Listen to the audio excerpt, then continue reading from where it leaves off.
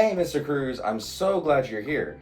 I just smashed my favorite read, and I really hate playing on my second favorite read, and I have a concert next week, and why is the lighting in this video so bad? I'm gonna ignore that second part. I just moved and I haven't got everything set up. But don't worry, the concert's gonna be great. Today we're gonna talk about how to sound your best even if you can't play on your favorite reed. It's a very important skill. That's great, I'm excited to learn it. And if you're still watching, you should definitely smash that like button. It's super easy to do and it helps the video out a lot. Hello, Opophiles. Just like I promised in the intro, today we're gonna play on two reeds that I just made. I just caught up on making a bunch of reeds, like literally 10 reeds today. And these reeds are going to two very different places. One is high elevation in Colorado, and one is medium elevation in cold Vermont. It's colder than here anyway. So I'm gonna play both of them. And they're very different because I've made them differently for each person that's gonna be playing on them. I'm just gonna soak them up real quick. And I wanna talk about some things that you can do on any of your reeds to help them sound a little bit better, even though they may not feel as comfortable. We're gonna talk about three main issues you're gonna have with the reeds and how they sound in public that you can help with the way that you're performing. Before I get into it though, just a quick reminder that you can help support the Opophiles mission of bringing free educational resources and materials by going to the opophiles.com website and signing up for lessons, or signing up for a student or pro read subscription, which helps me send free reads to schools where they're needed in band programs. Also, just a reminder, we're gonna have a all-state masterclass over Zoom. So if you are trying to get ready for all-state auditions in your state, especially in Texas, because it's mighty competitive, make sure you check that out. Okay, so this is the reed.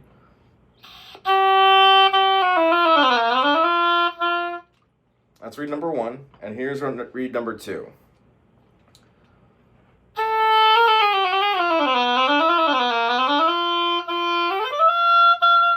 I'll show some close-ups on the screen right now, but I can tell you that they feel very different.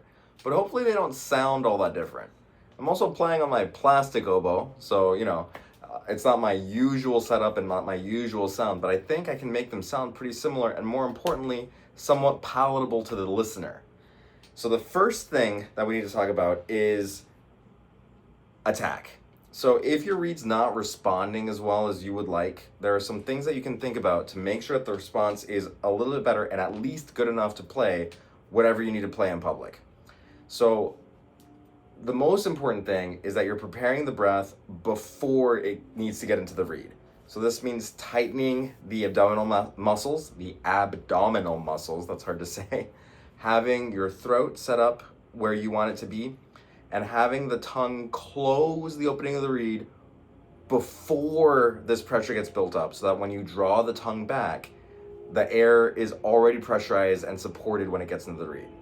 So to practice this, you can literally stick your tongue on the reed and then take your breath in. Do your support, and you should hear a nice crisp. It's super easy to do if you're gonna get a heart attack. A hard attack on the reed, not a heart attack.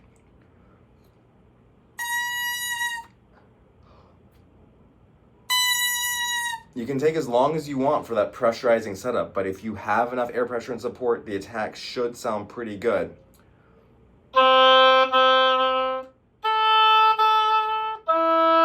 And reliable on any reed that you play.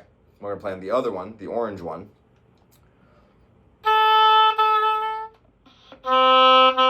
That's a little more open.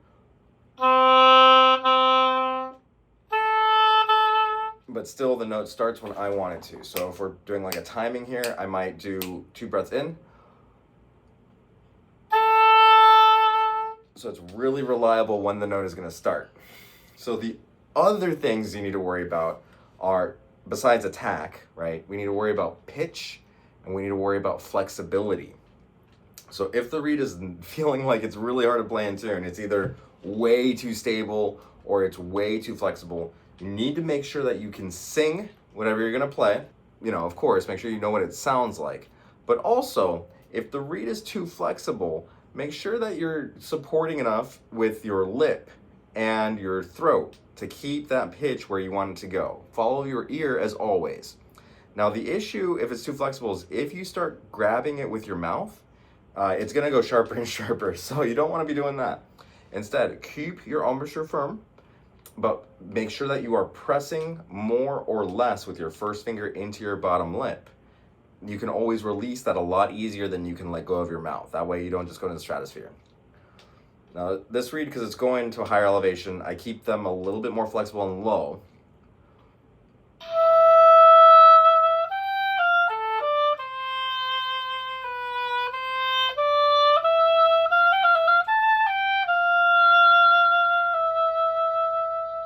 But I don't let them get super sharp when I'm playing them down here.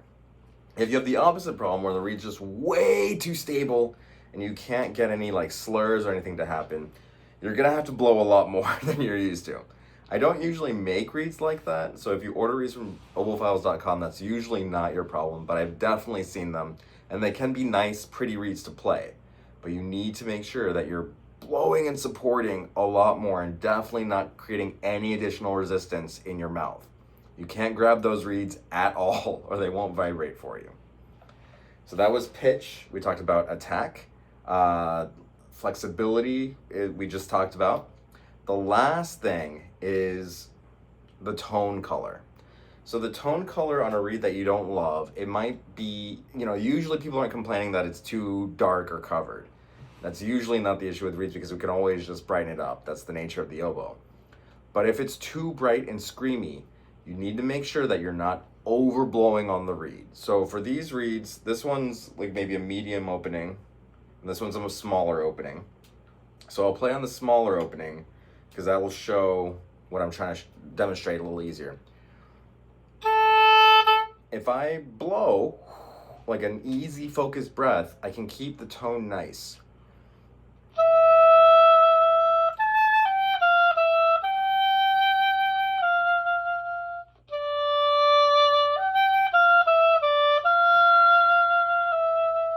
If I overblow it,